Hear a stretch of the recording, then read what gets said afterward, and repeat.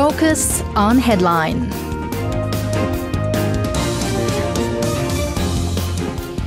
We've got some major issues to delve in through, and we're going to look at those with focus on headline. And today we are joined by our reporter Kim Min-ji and Kim Soo-yeon in the studio. Hello. Hello. Good evening. And it's the first time that I'm here with Soo-yeon in the studio. It's really nice to meet you. Nice to meet you here. All right, so let's start off with the first headline. This is huge news. I'm honored to be doing this here right now. October 10th or Thursday marks a historic moment for Korean literature as novelist Han Kang has become the first Korean to win the prestigious Nobel Prize in literature.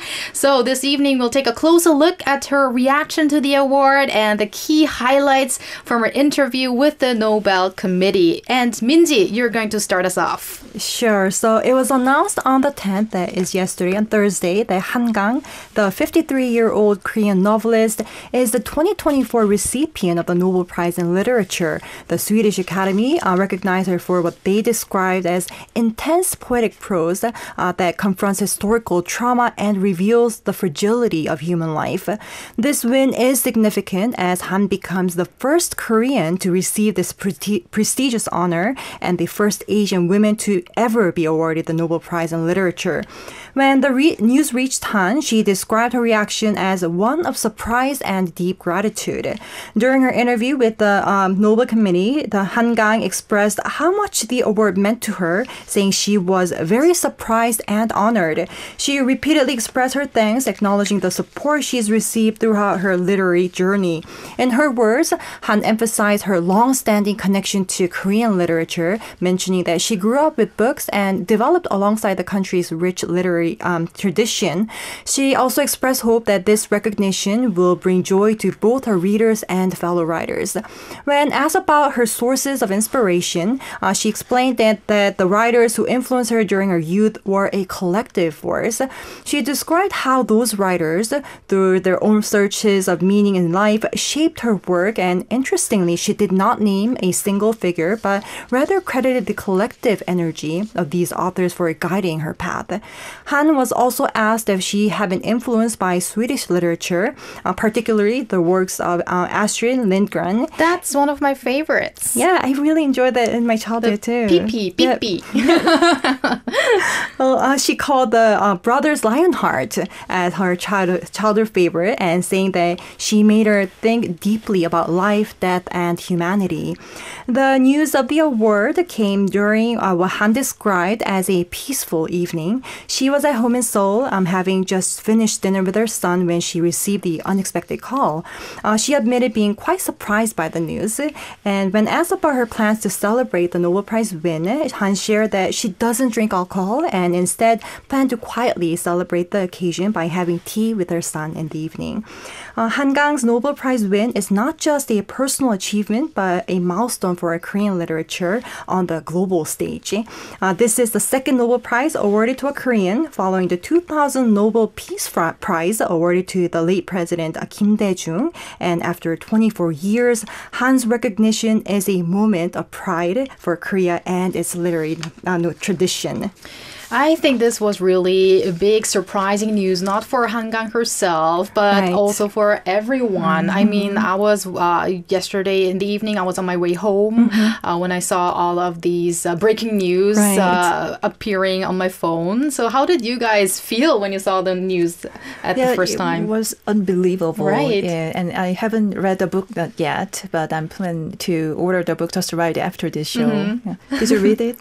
I did. Yeah. Actually, I have here one inside the studio. I was looking for this yesterday for our listeners who are actually also watching us on YouTube. I don't know if you can see this here. This is the vegetarian 채식주의자. And what about you, Min-ji? How did you feel? Well, I was really surprised and also very happy that finally that Korean literature is gaining recognition around the globe, because I always felt unfortunate that we have so many good literature in Korea, but it's not really widespread. But now I think many more people are going to get interested in Korean literature. Yes, something tells me we're going to talk about this specific news for days and weeks, maybe months. And we're also curious to know a little more about Han Kang, the first Korean to be honored with the Nobel Prize in Literature, especially her career. So Soo-yeon, tell us more about her career. Sure. Han Kang, the first Korean to win the Nobel Prize in Literature, was born in November 1970 in Gwangju, South Jeolla Province. And her father is also a very renowned novelist, Han Seung-won. And after moving to Seoul, Han Kang graduated from Yonsei University's Department of Korean Literature following her time at Pungmun Girls High School. And in 1993, after graduating from the university, she started to seriously pursue her writing career while working as a reporter at the magazine Samto. And that same year, she made her literary debut as a poet, publishing 4 poems, including Winter in Seoul, in the winter issue of the literary magazine Literature and Society. And the following year, in 1994, her short story Red Anchor was selected in the Seoul Shinmun's New Year's Literary Contest, making her debut as a novelist.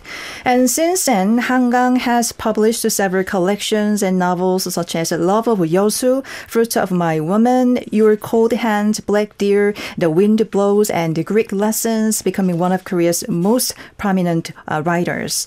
And The Vegetarian, which won the prestigious Booker Prize, was first serialized in the 2004 Quarterly Creation and Criticism and later published as a full novel in Korea in 2007. And from 2007 to 2018, she taught fiction writing to aspiring authors at the Department of Media Creation, formerly the Department of Literary Creation at the Seoul Institute of the Arts. And interestingly, Han Kang has also known for her talent in both piano and singing since childhood. Wow. Yeah. And her most recent work, I Do Not Wish to Say Goodbye, reflects on the tragedy of Jeju's April 3rd incident. And with this novel, she won the foreign literature category of the Frix de Médicis of the French top literary honors, and also the Emily Guimay Prize for Asian literature for this March as well.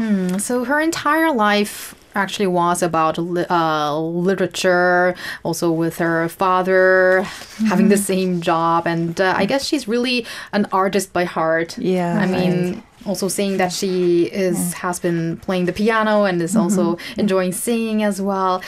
So let's take a look at a story of how Korean literature found its way into the global spotlight through a groundbreaking partnership between author Han Kang and British translator Deborah Smith. While Han Kang's The Vegetarian, the book that I showed you before, earned international acclaim, the tireless efforts of a translator broke down cultural and language barriers, allowing the novel to actually shine on the world stage. So, Minji, you have more on this? Sure. So when Han Kang's novel, The Vegetarian, won the prestigious then Man Booker International Prize in 2016, it wasn't just the author who was recognized, but also the woman behind the English translation, Deborah Smith. Smith played a pivotal role in introducing Han Kang's work to a global audience, helping bridge the gap between Korean and English-speaking readers. Smith, who studied English literature at Cambridge University, first became interested in Korean literature in 2010, and it was when Korean literature was still considered to be a niche field in the translation industry. With no prior background in the Korean language, she taught herself the language from scratch.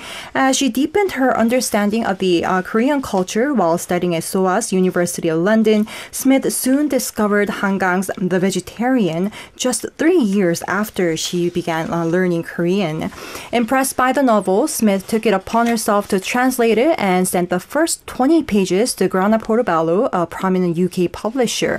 Her initiative paid off as the English version of The Vegetarian was published soon after, but Smith's effort didn't stop at translation. She personally contacted publishers, promoted the book, and sent emails to critics and readers, and ensured that the novel received the attention it deserved.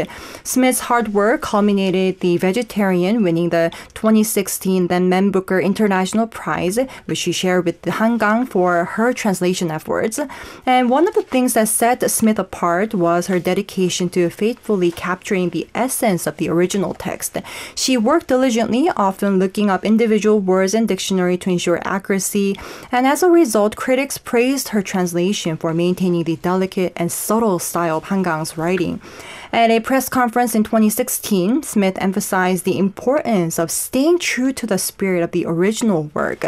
She explained a poor translation can harm even the greatest of works, while even the best translation cannot elevate a mediocre one. Her careful approach included preserving key Korean terms like soju, hyung, and 언니, which are unique Korean terms for expressing elders, depending on the gender. And she felt that it is necessary. But not soju. Well, yeah, soju is a liquor. Soju, of course, being one of the most popular liquors in Korea. Well, she felt that these words carried a unique cultural significance. Deborah Smith's dedication to Korean literature didn't end with The Vegetarian. She went on to translate other works by Han Kang, including Human Acts and The White Book. And she founded the Tilted X's, and this is a non-profit publisher focused on translating works from Asia and Africa. Her efforts have brought Korean literature to a wider audience, playing a crucial role in its growing global recognition. Minji, I know that you are not only a reporter here for Korea Now, but you're also a professional interpreter and translator. Yes. I'm not sure about Su-yeon. Do you also translate and interpret? Right. Okay, so we have two professional interpreters, translators. You must be proud if you see these kinds of news regarding big Korean hits making it big on the international stage thanks to these translators. What do you think, Minji? I think I'm very thankful that someone can actually do this, because translating a literary work is not an easy job, because you need to understand two different cultures completely. Right. And you also have to demonstrate the exact nuance of these different words. That's really hard to actually demonstrate, but I'm very thankful for these translators. Do you feel the same about it, Su-yeon? Yeah, sure. The translating this kind of literature and novel is totally different from translating, the technical documents or the very formal speech. So I have a really high respect about the translating jobs, and I really hope to read it, both English and Korean version. Great. Let's. I want to hear from your feedbacks after you read all of her books. Well, I will have to do some binge reading as well, because I read the Vegetarian, but I'm now really curious about all the other masterpieces. And we're now also staying with Han Kang. Foreign media outlets like AP and CNN expressed surprise at Han Kang's Nobel Prize win, calling it a reflection of Korean culture's growing global influence.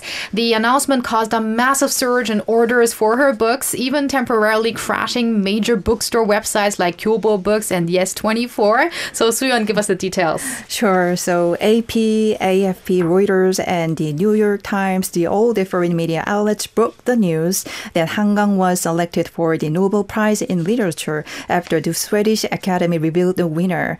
And especially the AP reported that Han Kang is the first South Korean author to win the Nobel Prize in Literature, and only the second South Korean to receive a Nobel Prize, following former President Kim Dae-jung, who won the Peace Prize back in 2000. And the AP also highlighted that Han Kang's win reflects Korean culture's expanding global influence, adding that the movie director Bong Joon-ho's Oscar win for Parasite and the global success of Netflix Squid Game and the rising international recognition of K-pop groups like BTS and Blackpink have all contributed to this growing presence. And furthermore, AP mentioned that in 2016, Han Kang won the Man Booker International Prize for her novel The Vegetarian, which tells the story of a woman who refuses to eat meat. And the New York Times described Han Kang's win as unexpected, noting that Chinese author Chan Shui was a strong contender for the award as well. And the NYT also pointed out that The Vegetarian is about a depressed housewife who shocks her family by refusing to eat meat and tries to live on sunlight and water alone. And another of Han Kang's works, The White Book, was also nominated for the Booker Prize. And the Kyodo News reported that Han is the 8th 13th woman to win the Nobel Prize in Literature and the first Asian woman to do so. And the announcement of this Nobel the prize sparked such a surge of interest that it briefly crashed the website of major bookstores in South Korea. For example, Kyobo bookstore reported receiving complaints that their site was either inaccessible or very slow, with pages failing to load properly. And they mentioned they hadn't anticipated her winning the award and are currently out of stock of her books. And Yes24, another leading bookstore, faced similar issues. They said they received some reports of delays accessing the site, though mobile access is now running very smoothly.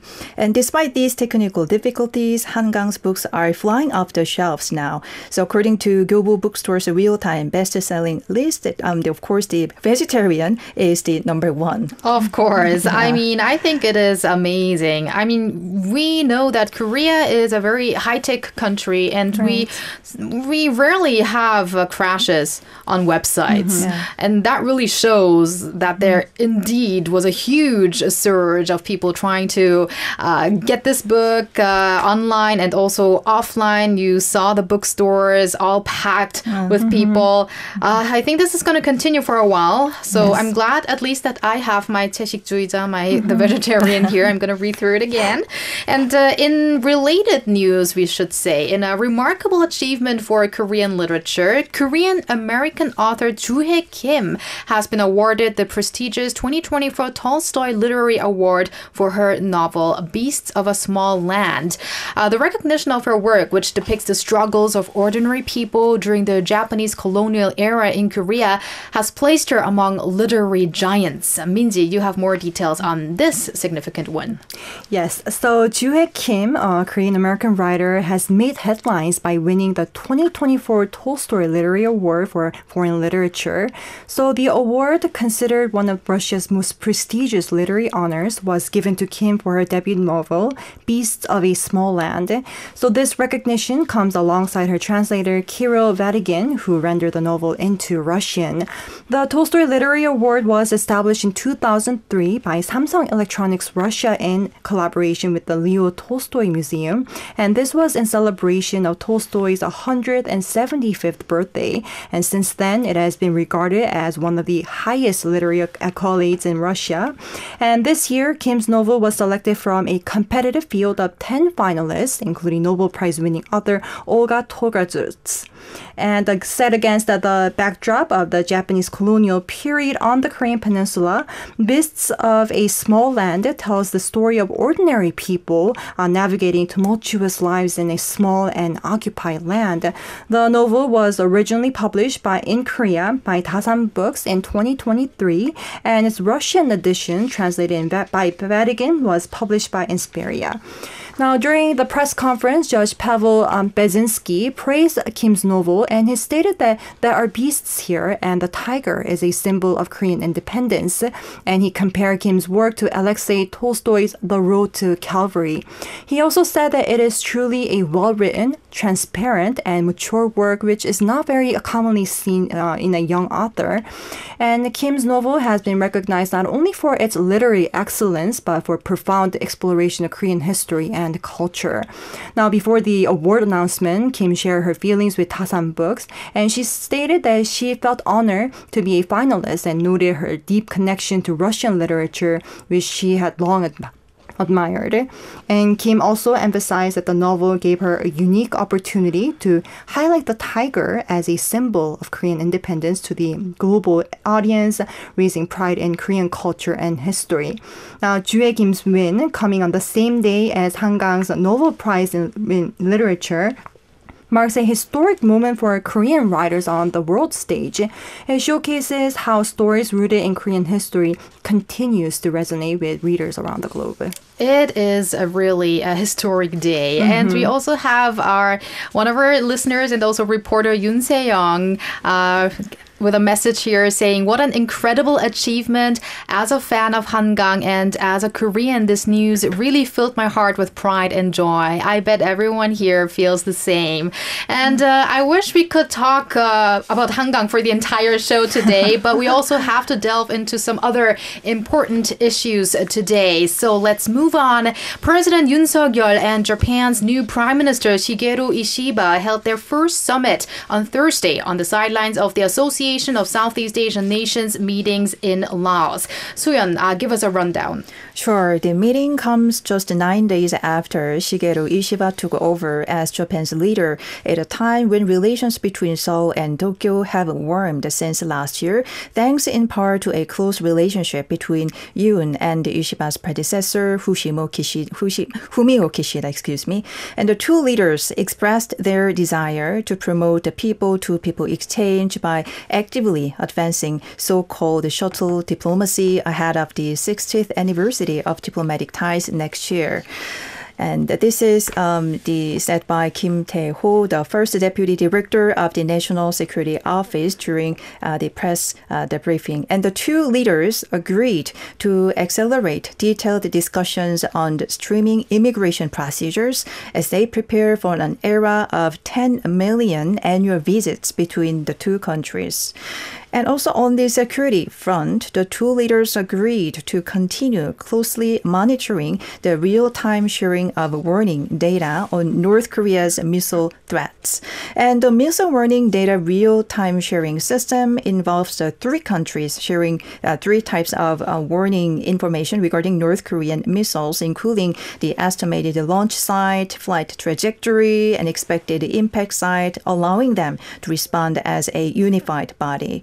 And also the two leaders shared concerns about North Korea's nuclear and missile threats, as well as its illegal cyber activities, agreeing that Russia's military cooperation with North Korea is also illegal and poses a threat to peace and security not only in Northeast Asia, but also in the Indo-Pacific region and globally.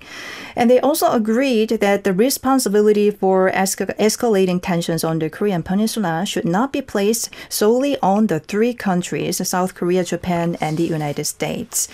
And also in the economic sector, the two leaders agreed to continue working together on high-tech cooperation and joint research projects in areas such as hydrogen, ammonia, quantum computing, and quantum materials, according to the presidential office. However, it was reported that the two leaders did not discuss issues related to the historical past between South Korea and Japan, visits by the two leaders to each other's country, or the proposal for an Asian version of NATO.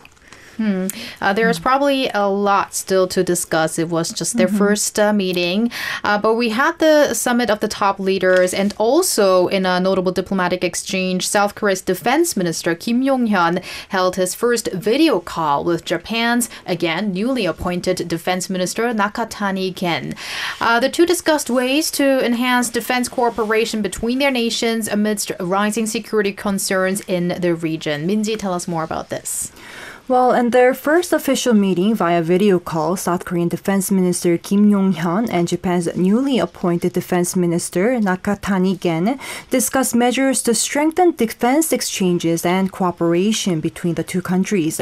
Minister Kim congratulated Nakatani on his recent appointment and emphasized the importance of both nations working closely as key partners who share common values and interests. During the conversation, both sides stressed the increasing importance of defense collaboration, particularly in the face of heightened regional threats, such as North Korea's advancing nuclear and missile capabilities and its deepening military ties with Russia. They agreed that close cooperation between South Korea, Japan, and the U.S. is essential to address these security challenges. The two ministers also acknowledged the significance of 2024 as it marks the 60th anniversary of diplomatic relations between South Korea and Japan. And to commemorate this milestone, they expressed their commitment to continue enhancing defense exchanges and cooperation. Japan's Ministry of Defense also released a statement following the call, noting that both ministries agreed to work closely on strengthening trilateral security cooperation between South Korea, U.S., and Japan. And in addition, Minister Nakatani expressed his intention to visit South Korea soon to further discuss these matters in person. Nakatani's call with Minister Kim comes just days after he spoke with U.S. Defense Secretary Lloyd Austin on October 8th, and they underscored the importance of trilateral defense collaboration in the region.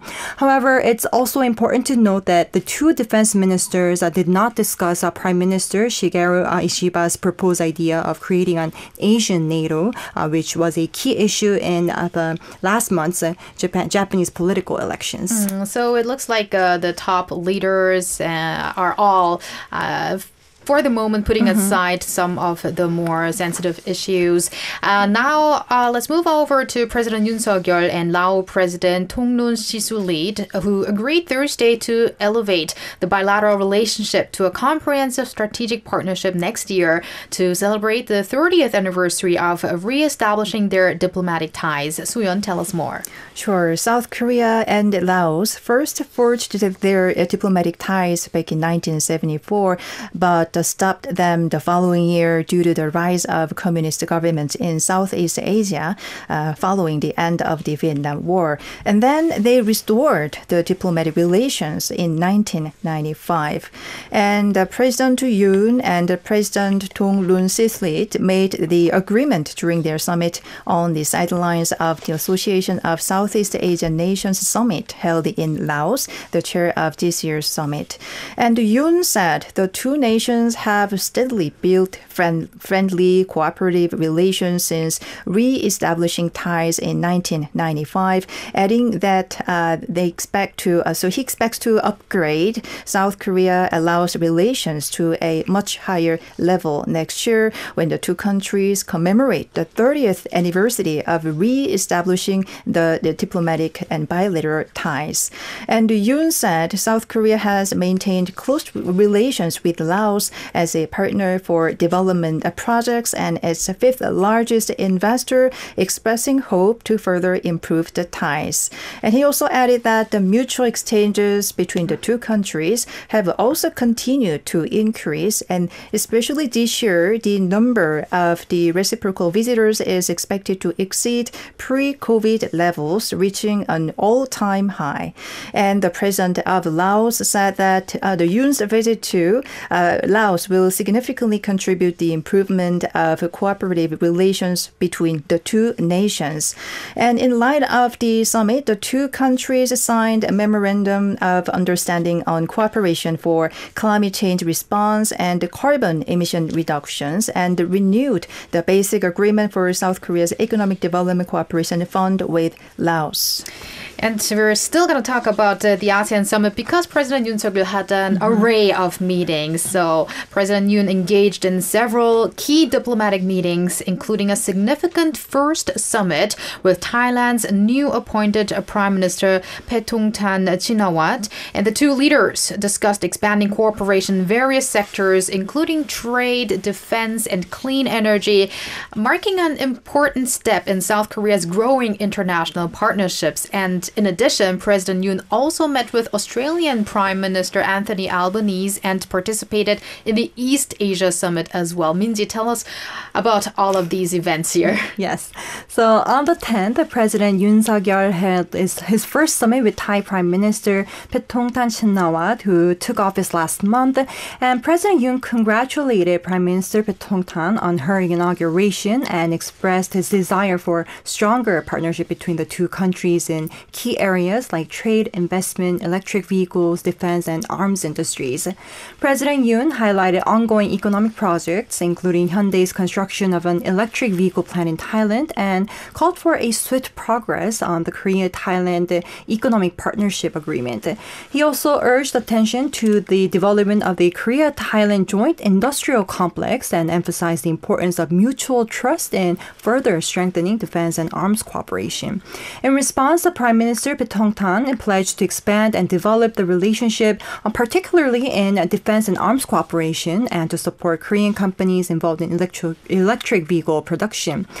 She also promised to work towards the early conclusion and implementation of the Economic Partnership Agreement, and additionally, the Prime Minister expressed a desire to enhance cultural exchanges with South Korea, recognizing its strength as a soft power nation. On the following day, President Yoon also met with Australian Prime Minister Anthony Albanese to discuss South Korea's participation in Australia's frigate acquisition project. President Yoon then attended the East Asia Summit, a meeting involving 18 nations, including the US, Russia, China, and ASEAN countries. During the meeting and summit, President Yoon raised sensitive issues like North Korea-Russia cooperation, the Ukraine war, and tensions in the South China Sea, and topics are closely watched by China and Russia. And we're now going to shift over to North Korea, which of course also was a big topic at the ASEAN summits. North Korea has once again released what are believed to be anti-South Korean propaganda balloons this Friday, marking the 27th time this year that such balloons have been sent south since May. Meanwhile, defections to the south also continue. Suyeon, you have the details. Sure. The Joint Chiefs of Staff announced on today that North Korea has once again released objects believed to be anti-South Korean propaganda balloons. And the JCS stated that given the current wind direction, there's a possibility that the balloons may drift toward northern Gyeonggi province and Gangwon-do province. And they urged people to be cautious of falling materials, advising not to touch any balloons that may land and to report them to the military or police. And this is the second release of balloons by North Korea in 3 days following a very similar incident on Tuesday. And since May of this year, North Korea has sent balloons southward a total of 27 times, including this time, as you mentioned. And meanwhile, despite North Korea fortifying areas along the military demarcation line by constructing barriers and laying mines, defections to the south have continued. So according to the military sources today, a North Korean man defected in the early hours of September 17th during the Chuseok holiday by crossing the northern limit line NLL in a small wooden boat near Baekneung-do Island in the West Sea. And it was reported that the man defected alone and the military defected at the boat before it crossed the NLL, guiding him to safety. And this is the third known defection by a North Korean in the past month. And on the August 8th, another North Korean resident crossed to the south via the neutral waters of the Han River estuary. And also on August 20th, a North Korean soldier defected by crossing the MDL. And North Korea has recently strengthened border security in the frontline areas and sought to block passage through inter-Korean routes, a move interpreted as an attempt to prevent the internal unrest and curb defections. However, various forms of defection continue to occur. Let's move over to economic news. Big news today, South Korea's monetary policy has moved from tightening to easing for the first time in over 3 years as the Bank of Korea cut its base interest rate. This decision comes as the country faces sluggish economic growth and mounting concerns over private consumption and investment. Minji, you have the details on this pivotal change. Yes, so the Bank of Korea's Monetary Policy Board announced today that it has lowered the base interest rate by 0.25 percentage points, bringing it from 3.5% to 3.25%. This marks the first rate cut in over 4 years and signals a major shift in monetary policy, which had been focused on controlling inflation since August 2021. The decision comes as South Korea faces a slowing economy with real GDP contracting by 0.2% in the second quarter, marking the first negative growth in a year and a half. And the Bank of Korea is responding to calls from the government and ruling party to ease the financial burden on households and businesses, especially before a full-scale economic recession takes hold. And by cutting the rate, the bank aims to boost domestic consumption and investment, which have been stifled by high interest rates and inflation. While concerns remain over the potential for rising household prices and increased household debt in the capital region, the rate cut was made with confidence that inflationary pressures are now under control. In September, the consumer price index rose by just 1.6%, the lowest rate in 3.5 years, which is below the Bank of Korea's 2% inflation target. The Bank of Korea has been hinting at the need for a policy pivot in recent months, pointing out that high interest rates were delaying the recovery of private consumption. Another factor influencing today's decision was the narrowing interest gap between the South Korea and the U.S. following a recent rate cut by the Federal Reserve, and this has reduced concerns about capital outflows and the weakening of the won.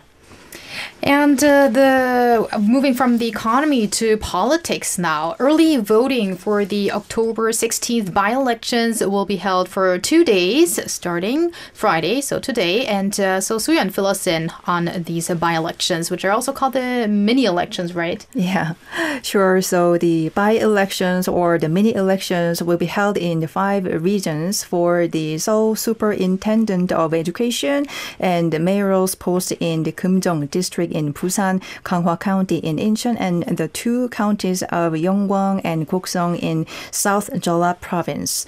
And the National Election Commission, or the NEC, announced today that early voting will take place from October 12th from today to tomorrow at 476 polling stations across these areas. And the polling hours are from 6 a.m. to 6 p.m. and the voters can cast their ballots at any early voting station in the designated areas without prior notice, as long as they bring a valid photo ID such as the resident registration card, youth card, passport, or driver's license issued by a public institution. And the mobile IDs are also accepted, but the saved screenshots or captured images are not allowed. And at the polling stations, voters will be divided into local and non-local sections. And for the Superintendent of Education election, the ballot papers will list only the candidates' names with no party affiliations or candidate numbers. And the district and county election commissions will store locally cast early voting ballots and postal return envelopes in secure areas under CCTV surveillance until election day.